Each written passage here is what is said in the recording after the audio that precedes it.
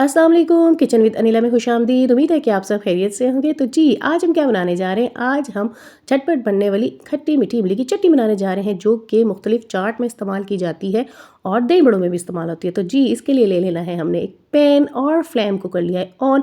और ये मैंने ले लिया है 1 पाव इमली का मैंने पढ़ ले लिया था और इसको नीम गर्म पानी में भिगोया और फिर गुठलियाँ वगैरह निकाल ली थी और उसमें थोड़ा सा जो है ना पानी मतलब नीम गर्म डाला था। तो ये हमने इस पैन में डाल देना है 1 पाव इमली का पढ़।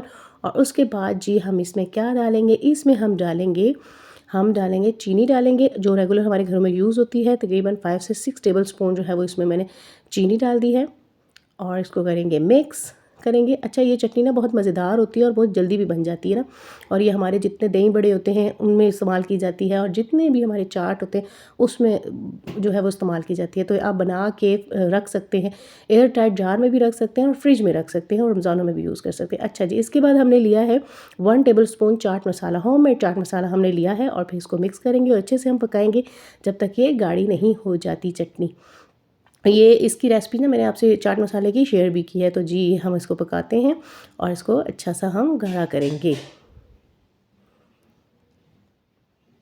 तो ये देखें जी, हमारी इमली का कलर भी देखें चेंज हो गया ब्राउन सा। और ये देखें तकरीबन हमारी इमली जो है वो रेडी है। अब हम ज़रा इसे हाथ से ना चेक कर लेंगे, यूँ आपकी फिंगर से आप चेक करेंगे कि ये चिपक रही हुई ना, तो ये फिर ये देखें जी, ये तकरीबन हमारी रेडी है। अब जो है वो मैं डिश आउट करके आपको दिखाती हूँ। ये देखें जी, हमारी मज़ेदार सी झटपट बनने वाली इमली की चटनी।